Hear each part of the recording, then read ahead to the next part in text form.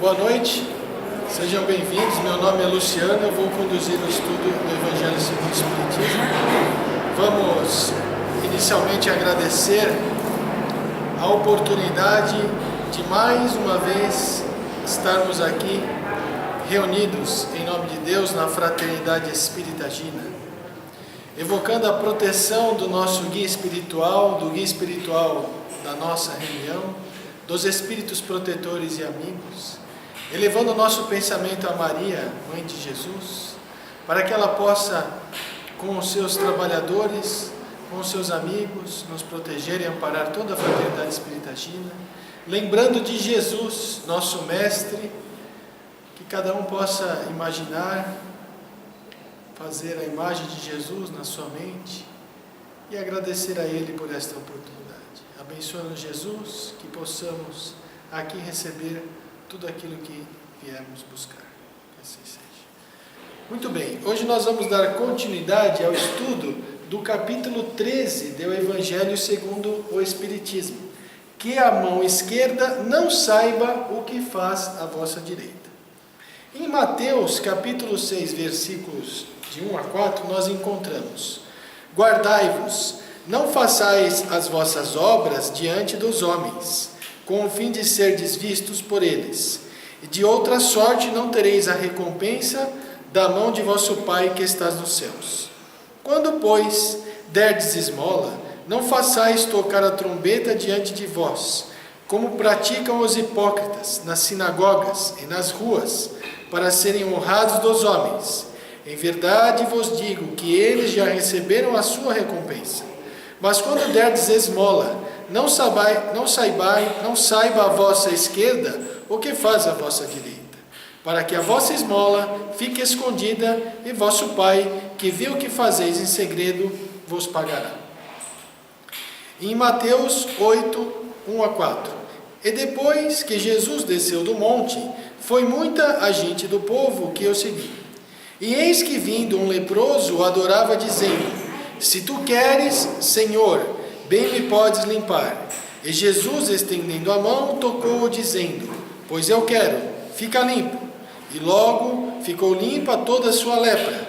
Então lhe disse Jesus: vê, não digas a alguém, mas vai, mostra-te aos sacerdotes e faze a oferta que ordenou Moisés, para lhe servir de testemunho a eles.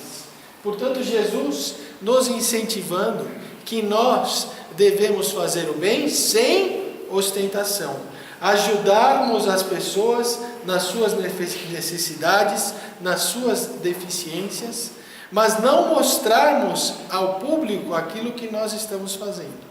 Quando nós ajudamos as pessoas e não estamos preocupados com nenhum tipo de retorno, significa dizer que nós acreditamos e damos mais valor à vida espiritual do que à vida material. Conquanto aqueles que ajudam, aqueles que procuram orientar o próximo, ajudar o próximo materialmente e esperam a recompensa no mundo material, estão preocupados com o mundo material. Ajudam e são recompensados no mundo material, é claro que não poderão ser recompensados, como o próprio Jesus falou, que lemos aqui textualmente em Mateus. Então é necessário nós compreendermos que estamos aqui para servir e ajudar o próximo nas suas necessidades. Não há ninguém tão pobre neste mundo que não possa fazer o bem. Há pessoas que dizem: eu não tenho dinheiro, eu não tenho posses, consequentemente não posso fazer a caridade. Querem ajudar com o dinheiro material, mas não é necessário nós termos o dinheiro intelectual.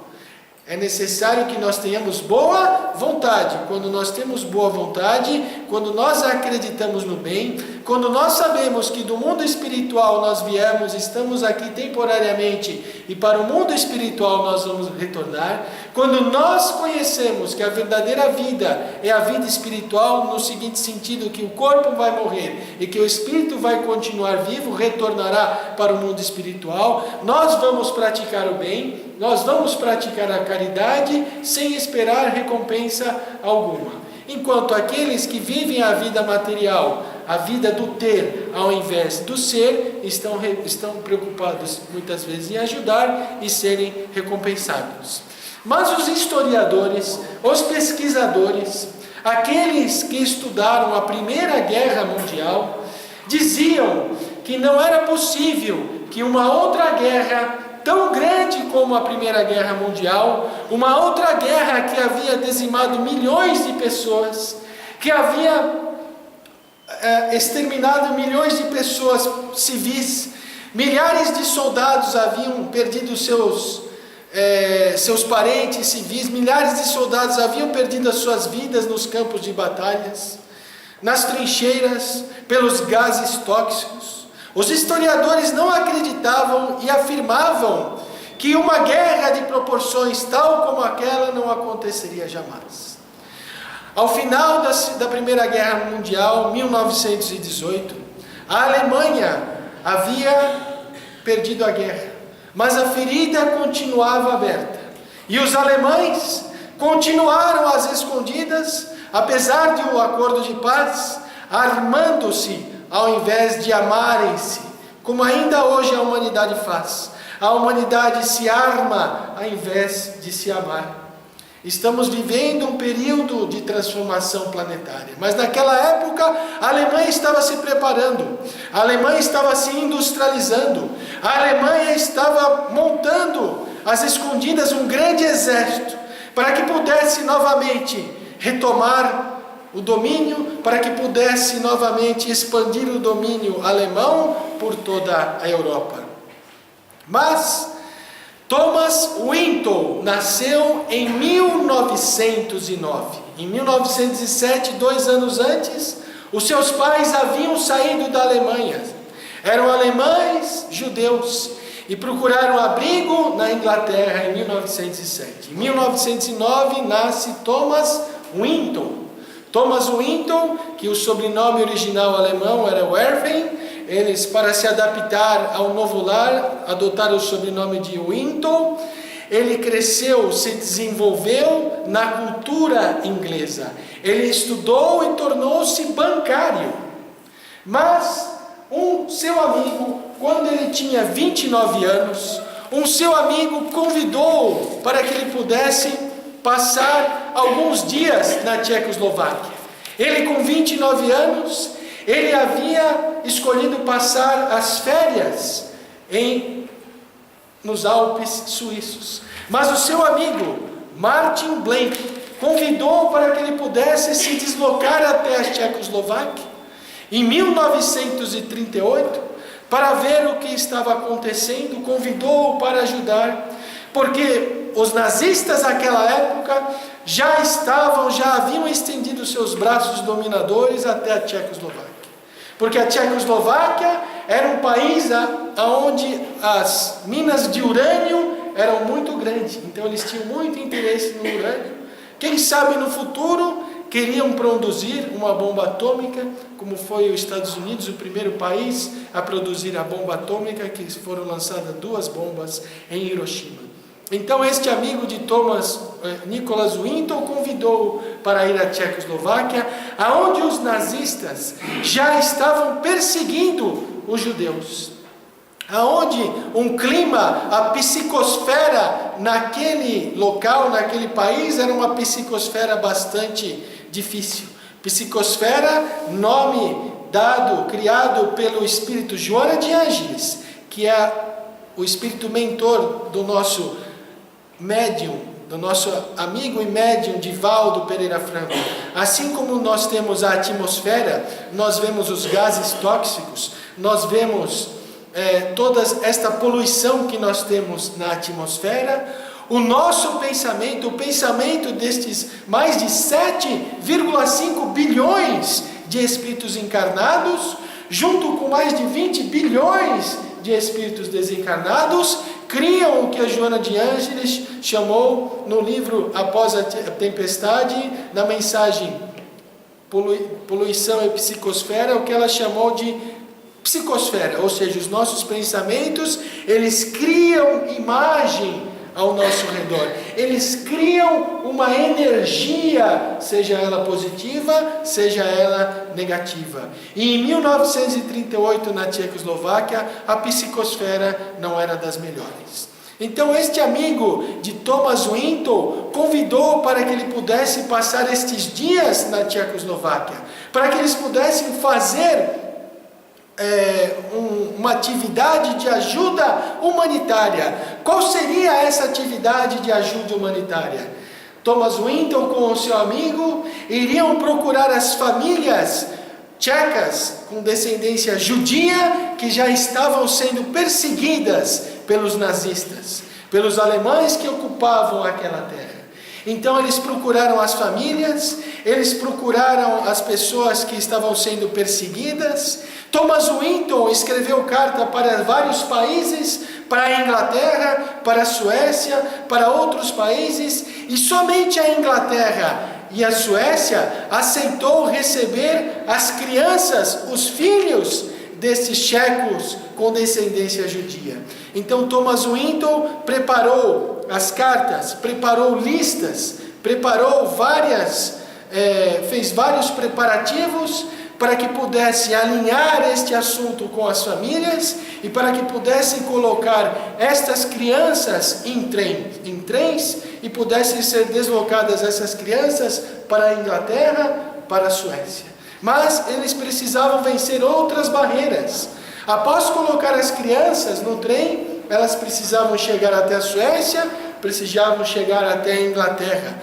O trem precisava passar pelos Países Baixos, pela Holanda, e eles conseguiram.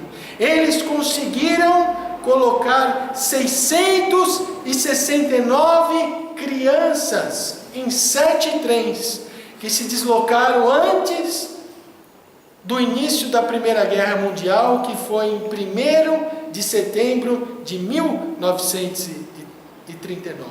669 crianças tchecas, judias, filhos de judeus, foram colocados no trem e foram distribuídos para a Inglaterra e para a Suécia. Em casas substitutas, conseguiram pais e órfãos.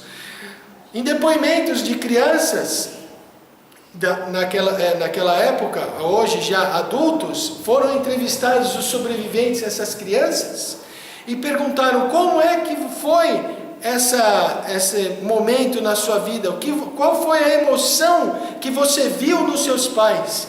E um dos sobreviventes disse: por incrível que pareça, eu não consegui ver emoção nenhuma. Os meus pais estavam dizendo para mim que nós iríamos passar férias em 3 meses na Inglaterra, e eu acreditei, porque eu era inocente, eu era criança, e eu não consegui ver nenhuma emoção no rosto dos meus pais.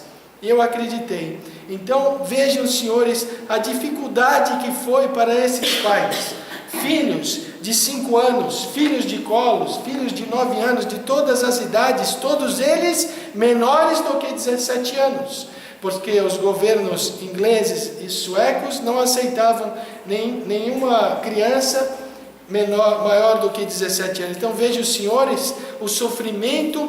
Coloque-se na posição destas criaturas, separando-se dos seus filhos amados, separando-se dos seus entes queridos, mas sabendo que possivelmente eles se deslocando para a Inglaterra e para a Suécia, eles teriam um mundo melhor, eles teriam uma vida mais digna. Quando a Primeira Guerra Mundial iniciou-se em 1º de setembro de 1939, quando os alemães invadiram a Polônia, Nicholas Winton já havia preparado um trem, e dentro desse trem havia 250 crianças.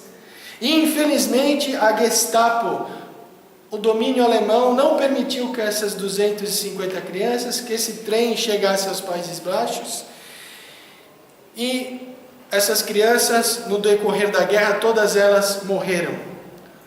O açougueiro de Praga, um dos braços direitos de Adolf Hitler, eliminou milhares e milhares de tchecoslovacos naquela época.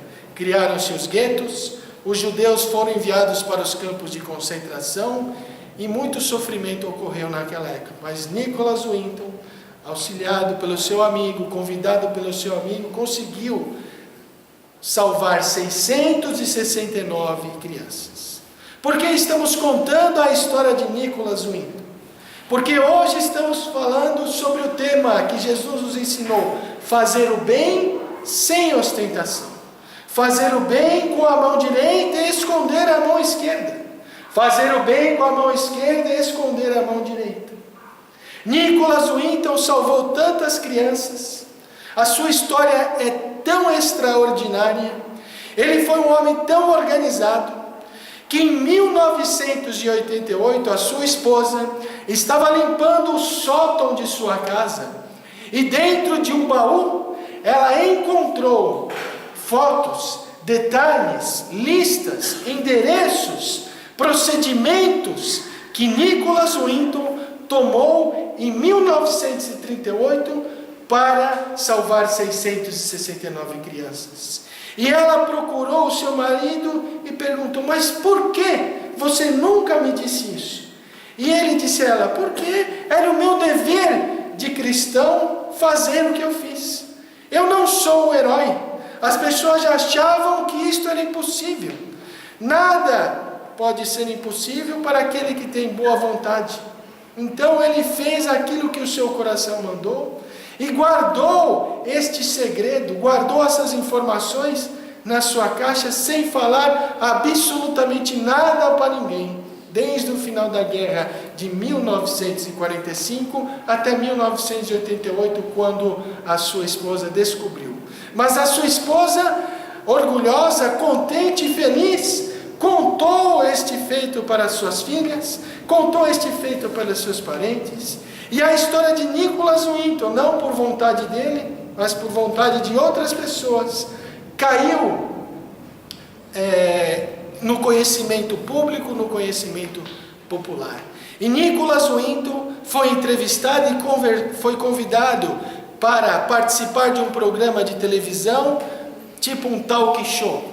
E a apresentadora estava apresentando o talk show, e ele estava sentado na primeira fileira, tal como nós estamos aqui, mais ou menos dispostos. E aí a apresentadora falou para Nicolas Winton: veja, esta senhora que está sentada do seu lado esquerdo é uma das crianças que você salvou. E ele obviamente se emocionou. E ela continuou: todos aqueles que estão aqui neste auditório, que foram salvos por Nicolas Winton, fiquem de pé. 80 pessoas ficaram de pé. Então a história de Nicolas Winton é uma história que nós precisamos memorizar. É uma história que nós precisamos gravar quando nós nos lembramos desta passagem de Jesus: fazer o bem sem ostentação. Nós temos que fazer o bem pelo prazer de fazer o bem, porque nós gostamos de fazer o bem. O bem que nós fazemos, ele nunca se acaba. O bem que nós fazemos sem ostentação, a caridade que nós praticamos, a fraternidade, o auxílio que nós prestamos aos nossos irmãos, quando nós fazemos isso de coração para coração, de alma para alma, este bem que nós produzimos, este amor que nós distribuímos, ele vai se multiplicar cada vez mais. Porque o amor que distribuímos, ele se multiplica cada vez mais. Não importa se nós fazemos o bem para as pessoas e as pessoas não nos reconhecem. Há pessoas que são ingratas, que não reconhecem o bem, que esperam estar recebendo sempre ajuda. Não importa se as pessoas nos responderem com a ingratidão. Isso é uma característica do mundo que nós vivemos, um mundo de expiação e de provas. O bem que nós fazemos, como diz Madre Teresa de Calcutá, separei aqui uma frase de Madre Teresa de Calcutá para trazer aos senhores. Eu achei fantástica a frase, só preciso achar agora, né? Aqui. O bem que nós fazemos não é... Aqui, o que ela fala aqui? Quer ver?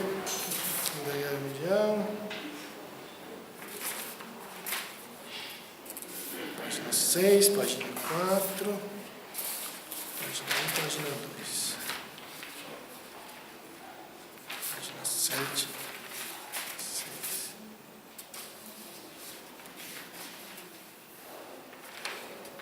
Eu achei tão sensacional a frase, é que agora eu devia ter grampeado aqui, não grampeei, olha.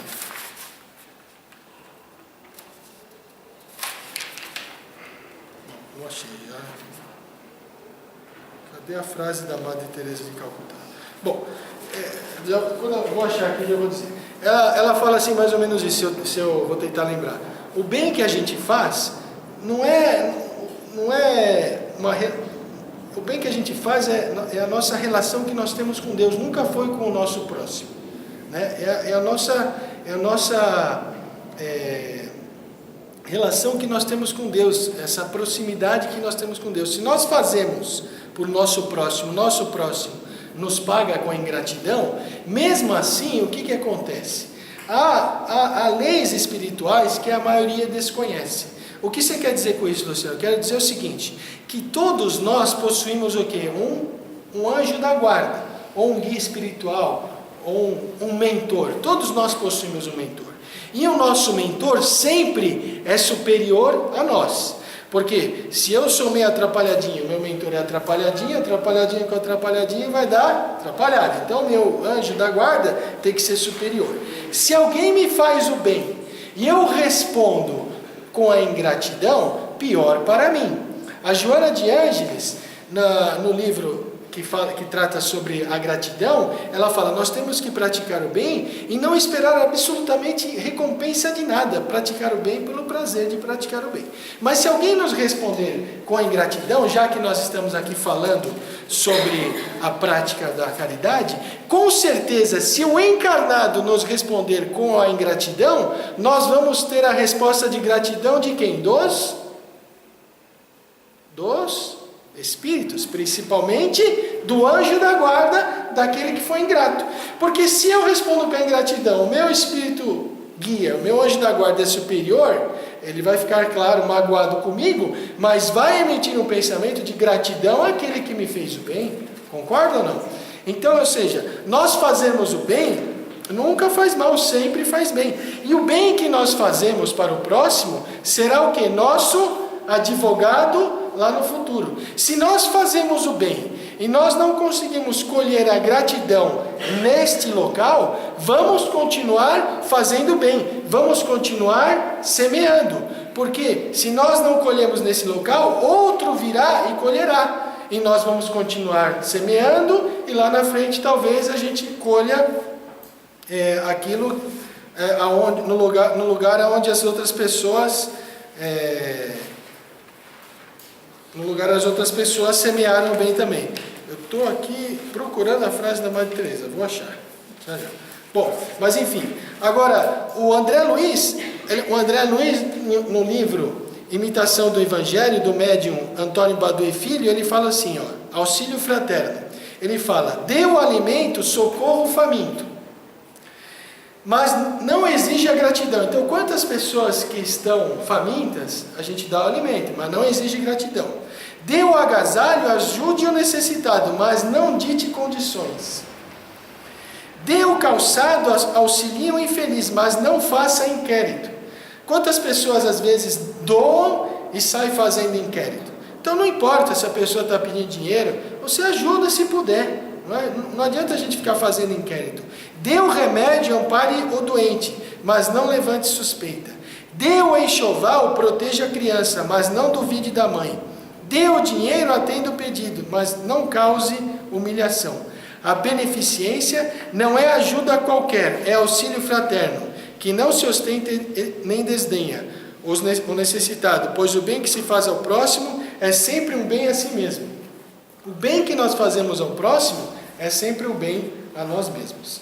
Então a Joana de Ângeles também ela fala o seguinte, olha, há situações de calamitosas, onde há os desastres naturais, que nós saímos para socorrer os necessitados. Há pessoas que perdem as suas casas, né? Nós saímos para doar os alimentos, nós saímos para angariar os agasalhos.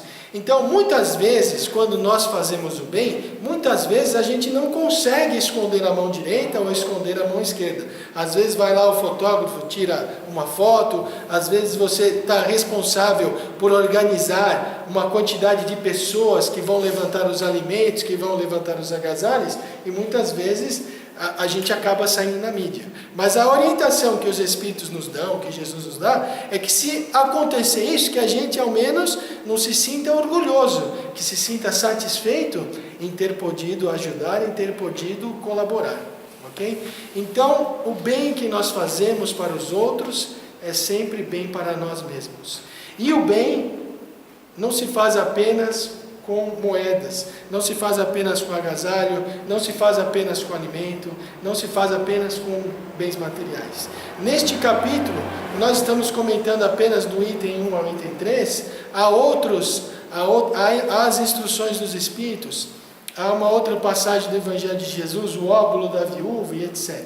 E os Espíritos nos dizem que nós podemos fazer o bem perdoando, nós podemos fazer o bem, né? Quando uma pessoa está prestes, por exemplo, a se suicidar, quantas pessoas que chegam aqui na Fraternidade Espírita Gina, desesperadas, né? Desesperadas, perderam o endereço de Deus, perderam o sentido da vida, não encontraram o sentido da vida e chegam no departamento de orientação assistencial e encontram aquela acolhida do orientador, não é? Aquela acolhida fraterna, aquela vibração positiva, é uma maneira também de ajudar, de fazer o bem dentro dos nossos próprios lares, perdoando aqueles que nos fazem mal. Não é? Nós não estamos na família que nós gostaríamos. Todo mundo queria ter uma família de pessoas simpáticas, absolutamente alegres e felizes. Nós estamos na família que nós necessitamos. Espíritos endividados que somos, temos aquela família que nós necessitamos. Você não conhece o meu marido, mas é esse marido que você precisa. Você não conhece a minha esposa, mas é essa que você precisa. Então são esses espíritos que estão conosco, que nós temos a necessidade de conviver, que nós temos a necessidade de viver, para que possamos nos aturar, para que possamos nos amar. Lembrando que Deus não cobra dívidas, Deus não cobra impostos, não é um cobrador de impostos. Não é? Quando nós fizemos o caminho errado no passado, quando estes nazistas fizeram o caminho errado no passado, exterminando milhares de pessoas na Segunda Guerra Mundial, ou quando nós erramos no passado, nós temos, portanto, a necessidade de reencarnar e retificar o caminho que nós fizemos errado. Deus não nos cobra dívida, nós reencarnamos para retificar. Reencarnamos tendo oportunidades de ajeitar, né, de corrigir aquilo que fizemos errado. No livro Céu e Inferno, no item 8, Código Penal da Vida Futura, nós vamos encontrar as orientações de Allan Kardec, que é preciso, primeiro, que nós possamos nos arrepender, que nós possamos avaliar o que nós fizemos e necessariamente vamos reencarnar para retificar o nosso caminho. Portanto, meus amigos, gostaria que os senhores e as senhoras voltassem para casa hoje, lembrando que é necessário fazer o bem, mas fazer o bem sem ostentação. E quando nós fizermos o bem, por algum motivo nós virarmos notícia, que isso não seja motivo de presunção para nós, que isso não seja motivo de orgulho, que possamos lembrar da história de Jesus, que praticou o bem em todos os momentos da sua vida, né? Que recebeu a ingratidão, que recebeu a injúria, que foi assassinado, que foi caluniado, né? Que foi morto e que ao pé da sua cruz 75% das pessoas que ele conheciam, que o acompanhavam, eram mulheres. Sua mãe, Maria, Joana de Cusa, Maria de Madalena e João. 25% o homem, João. Então, as mulheres já naquela época mostrando a sua coragem, né, mostrando o seu valor. Mas no livro Contos e Apólogos de Chico Xavier, nós também vamos observar que Tomé, o apóstolo Tomé, o acompanhava. Portanto, a riqueza do Espiritismo nos mostrando que Tomé também, além de João, acompanhava a crucificação. Ele estava ocultado com as vestes, mas também acompanhava a crucificação. Para finalizar, eu quero encontrar a frase aqui da... achei aqui, estava aqui. Olha, então para finalizar, a frase da Madre Teresa de Calcutá, que sem dúvida nenhuma, né, é um espírito iluminado, né, um espírito dedicado ao bem, que estava num convento, ensinava o Evangelho de Jesus para as religiosas, para as suas companheiras, e decidiu sair do convento, decidiu sair da igreja e ir para as ruas de Calcutá, porque lá havia a necessidade. Praticamente sem nada, sem ter onde dormir, sem ter o que comer, e o seu exemplo de dedicação, a sua coragem, fez com que aquelas moças que recebiam as aulas dela na igreja pudessem procurá-la, não é? E com isso ela nos deixou um legado maravilhoso, e muitas ordens foram fundadas mundo afora através do seu exemplo. E para finalizar com Madre Teresa, achei a frase aqui, ó: o bem que você faz hoje pode ser esquecido amanhã, certo? A gente faz, pode ser esquecido. Faça o bem mesmo assim. Veja que ao final das contas é tudo entre você e Deus, nunca foi entre você e os outros. Então eu agradeço a atenção dos senhores, a atenção das senhoras, e que Deus nos abençoe, nos ilumine, que possamos voltar para a nossa casa mais otimistas e confiantes, porque nunca estamos abandonados. Muito obrigado. Obrigada pela sua aula de história. Obrigada, Luciana. Queria falar uma coisa? A mensagem de novo? Você quer ler a mensagem? Agora nós vamos passar para a segunda parte do trabalho. Vamos